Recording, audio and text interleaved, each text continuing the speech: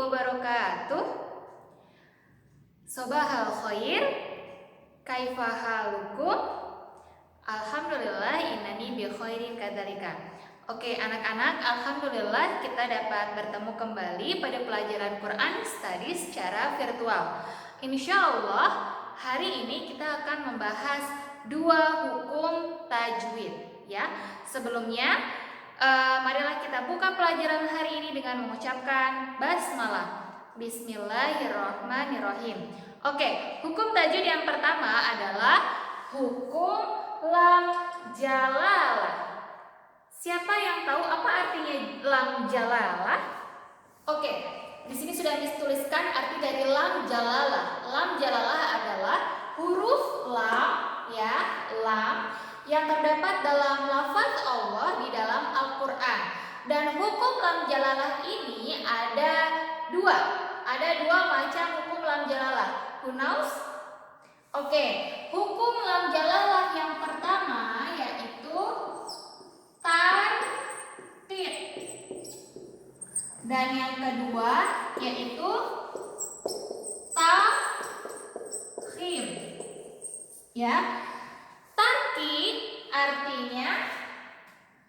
Tarkik artinya tipis. Sedangkan tafkhim berarti tebal. Ya. Insya Allah setelah ini kita akan kupas tuntas sama-sama lam jalalah tarkik seperti apa dan tafkhim seperti apa. Oke anak-anak, sekarang kita ke contoh lam jalalah yang pertama yaitu lam jalalah tarkik. Tadi tarkik berarti artinya adalah tipis. Oke, di sini lam jalalah tarkik berarti jika didahului oleh huruf berharokat kasroh atau bunyinya i. Ya, sampai sini paham?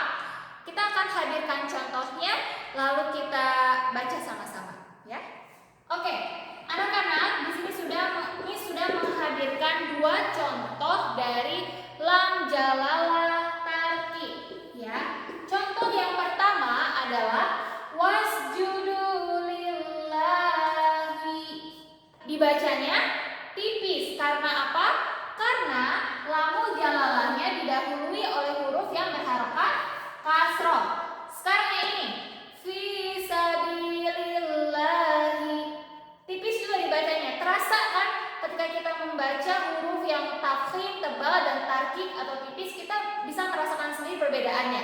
Dan fisabilillahi ini termasuk yang tipis. Kenapa? Karena dia diawali atau didahului dengan harokat kasroh. Sampai sini paham?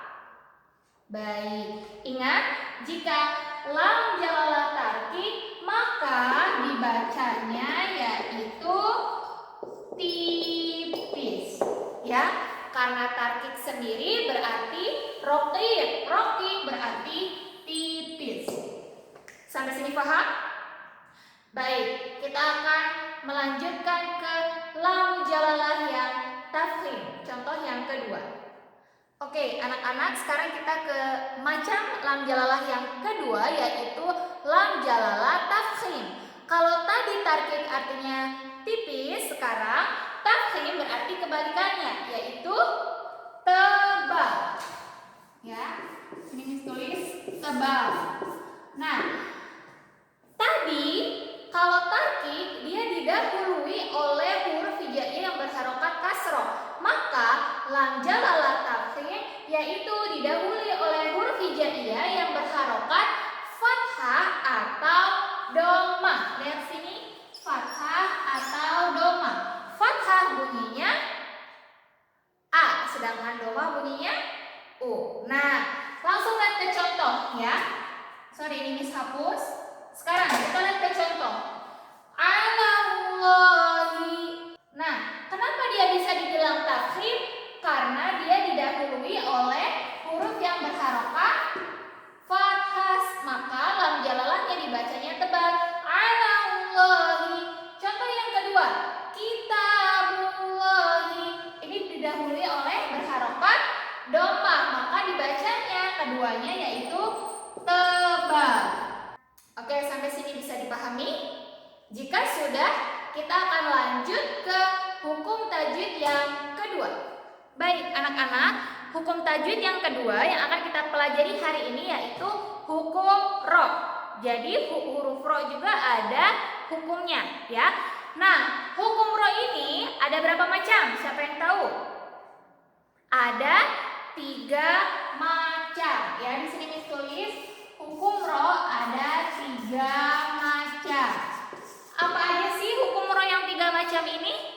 Oke, hukum ro 3 macam ini yang pertama sama seperti lam jalalah, yaitu yang pertama adalah tarkib, yang kedua tafkhim, dan yang ketiga jawazul wajhain. Ya, jawazul wajhain maksudnya adalah boleh tipis, boleh tarkib, dan juga atau boleh tebal atau tafkhim. Ya, ingat kalau tadi lam jalalah cuma 2, tarkib dan tafkhim, sekarang ro itu ada 3. Yang pertama tarkib tipis, yang kedua tafkhim tebal, yang ketiga jawazul wajhain, boleh dibaca tarkib atau tipis dan boleh juga dibaca tafkhim atau tebal. Kita akan bahas satu persatu, ya. Oke, anak-anak, kita akan membahas ro yang pertama yaitu ro tarkib atau ro yang dibaca tipis. Dan kaidahnya ini ada 5. Kita akan bahas satu-satu, ya. Keadaan yang pertama yaitu ro kasroh dan ro kasrotain. Kasroh bunyinya apa? I, sedangkan kasrotain bunyinya in. Sekarang kita ke contoh. Contoh dari ro kasroh dan ro kasrotain. Oke, semua lihat sini. Rijalan dan amrin. Ro di sini rijalan, harokatnya kasroh, dan amrin dia harokatnya juga kasrotain. Maka ini merupakan kaidah dari ro tarkik atau ro tipis yang pertama, yang mana ro-nya berharokat kasroh atau kasrotain.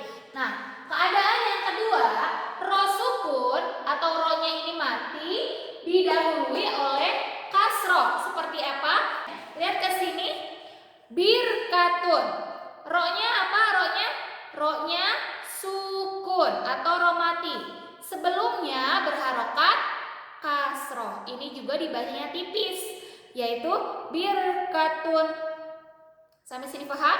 Sekarang keadaan yang ketiga, yaitu ro sukun, ro mati didahului oleh ya sukun. Seperti apa? Kita lihat. Lihat ke sini. Qadir. Memang ini ro-nya qadirun aslinya, tapi dia halnya waqaf atau tanda berhenti. Maka dia ro-nya dibaca tipis. Sami'un basir. Itu juga ro-nya dibaca tipis. Kenapa? Karena sebelumnya didahului oleh ya sukun. Seperti ini. Qadir. Kita ke kaidah selanjutnya yaitu ro imalah. Nah, sekarang apa sih artinya imalah? Imalah secara bahasa itu berarti miring atau condong. Di dalam Al-Quran, ro imalah hanya terdapat pada satu bacaan saja. Bacaannya seperti apa? Ada yang tahu? Oke. Lihat sini, ini adalah ro imalah. Dibacanya bukan majroha, tapi apa dibacanya? Majreha. Inilah yang disebut dengan ro imalah, ya. Sampai sini ada pertanyaan? Baik. Kalau tidak ada, sekarang ke kaidah ro tarkik yang terakhir, yaitu ro-nya mati didahului huruf mati selain huruf isti'la yang huruf sebelumnya kasroh. panjang memang ya. Sekarang sebelum kita ke kaidah ini, Miss akan memberitahu kalian apa itu huruf isti'la. Dengarkan baik-baik. Huruf isti'la adalah huruf hijaiyah yang dibaca tebal dan dia terdiri dari 7 huruf hijaiyah. Siapa yang tahu 7 huruf hijaiyah ini apa saja? Isti'la. Ingat, huruf isti'la adalah huruf hijaiyah yang dibaca tebal dan hurufnya ada 7, yaitu kha, shad, dod, ghain, ta, zat, dan qaf. Sampai sini paham? Sekarang kita langsung ke contoh dari kaidah ro tarkib yang kelima ya. Nah, ro mati. Kita lihat ini contohnya lidi hijr. Ro mati, kenapa kok mati? Karena dia statusnya waqaf atau di akhir ayat. Ro mati didahului huruf mati. Sebelumnya huruf mati bukan? Betul, jimnya huruf mati. Tapi huruf mati ini bukan huruf isti'la. Apakah jim ini huruf isti'la? Bukan. Ya, huruf isti'la ada 7. Kha, sha, dha, ghain, ta, zat, dan qaf. Jim tidak termasuk. Dan huruf sebelumnya kasroh. Huruf sebelum ja, ha, kasroh. Maka ini juga dibaca tipis. Dibaca seperti apa? Lidhi hijr. Oke, sebelum kita ke ro tafkhim, Miss ingatkan sekali lagi cara membaca ro tarkib yaitu dengan cara tipis dan tidak mengangkat lidah. Jadi lidahnya tetap ya. Sedangkan sekarang kita ke ro tafkhim yang mana bacaannya insya Allah semuanya tebal dan cara membacanya pula dengan cara lidahnya terangkat. Kaidah yang pertama dari ro tafkhim adalah apabila ro tersebut berharokat fathah atau a dan berharokat fathatain atau an. Contohnya kita lihat sini. Rojiun, lidahnya terangkat. Contoh fathatain naron. Angkatkan lidahnya naron. Ya, itu dia contoh yang dari kaidah yang pertama. Sekarang kita bahas ke kaidah ro tafkhim yang kedua, yaitu ro domah yang bunyinya u atau domatain un ya, domah atau domatain. Kita ke contoh, lihat sini. Rubama, lidahnya terangkat, dan gofurun ya. Oke, sekarang yang ketiga yaitu ro sukun atau ro-nya mati didahului yang mana huruf sebelumnya berharokat fathah atau doma ya. Ro-nya mati, huruf sebelumnya berharokat fathah atau doma. Contohnya ini, lihat. Marhaban, ro-nya mati, huruf sebelumnya berharokat apa? Fathah, maka dibacanya tafkhim. Marhaban. Ya. Contoh yang kedua, sebelumnya doma. Turhamun. Ini ro-nya mati, sebelumnya doma. Kalau tadi marhaban, ro-nya mati, sebelumnya fathah. Maka kedua contoh ini merupakan contoh dari ro tafkhim dengan kaidah ro sukun yang didahului oleh doma atau fathah. Oke, contoh yang keempat adalah ro sukun, ro-nya mati didahului hamzah wasol. Hamzah itu bunyinya apa? A. Tapi karena dia wasol dilanjutkan, dia tidak dibunyi. Dia tidak dibunyikan hamzahnya. Kita ke contoh, lihat sini. Warhamna. Warhamna. Lihat, ada hamzah nggak sebelum ro sukun? Di sini ada hamzah, tapi hamzahnya hamzah wasol. Tidak dibaca, langsung bacanya ke ro. Dan ro ini disebut ro tafkhim. Warhamna, dengan cara mengangkat lidah ya. Oke, sekarang ke kaidah yang kelima, yaitu ro sukun didahului kasroh dan bertemu huruf isti'la. Oke, sekarang kita ke contoh yang kelima. Lihat, ro sukun, ro sukun ini didahului oleh kasroh ya, didahului kasroh, mi itu kasroh, dan dia bertemu huruf isti'la. Shod adalah salah satu contoh huruf isti'la. Maka dibacanya tafkhim, yaitu mirsodan. Paham? Baik, sekarang kita ke kaidah yang terakhir, yaitu kaidah yang ke-6.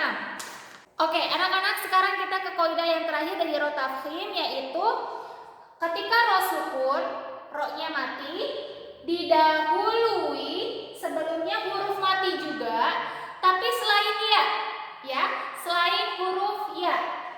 Dan sebelumnya berharokat fathah atau domah. Kita lihat ke contoh sini. Wal asr. Lihat, ro-nya sukun, ya kan? Karena dia ada di akhir ayat. Didahului huruf mati. Sebelumnya huruf mati bukan? Ya, shod. Dia bukan huruf ya.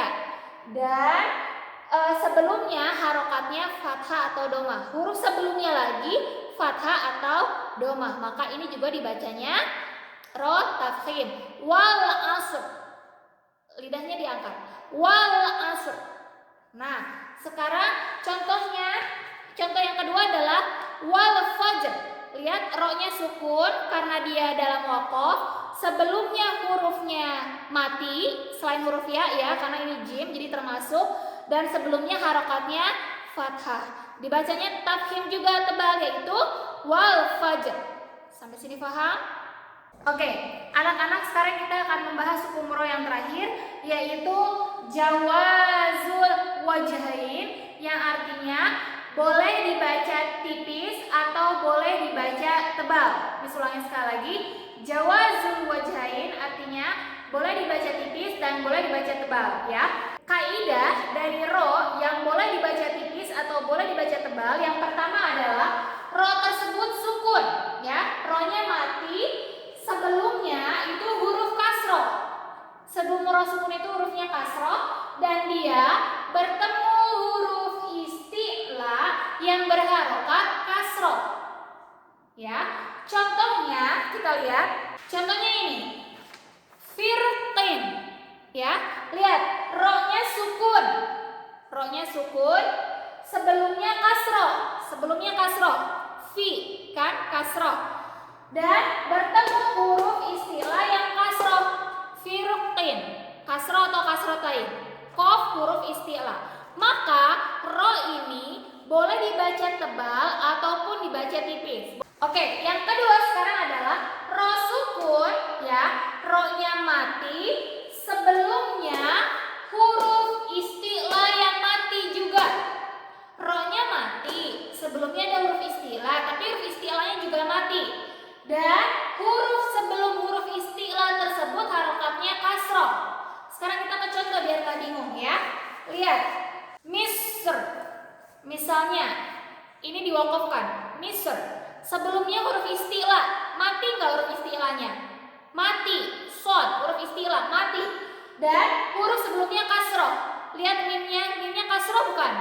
Maka dibacanya boleh tebal, tafkhim atau tarkik. Contoh yang kedua adalah qitr. Lihat, to ini huruf istilah, dia harokatnya sukun atau mati, dan sebelumnya yaitu huruf hijaiyah yang berharokat kasroh. Ini juga dibacanya boleh tebal atau tafkhim, dan juga boleh dibaca tipis atau tarkik. Sampai sini ada pertanyaan? Oke, alhamdulillah anak-anak, kita telah mempelajari dua hukum tajwid, yaitu lamul jalalah dan juga hukum ro.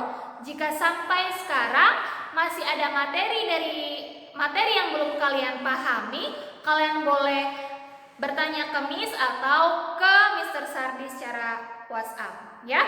Cukup sekian pelajaran kita hari ini. Marilah kita tutup pelajaran Quranic Studies for today by reciting Alhamdulillahirabbil alamin. Ashkurukum ala kulli ihtimaminkum. Terima kasih untuk perhatian kalian semua. Wassalamualaikum warahmatullahi wabarakatuh.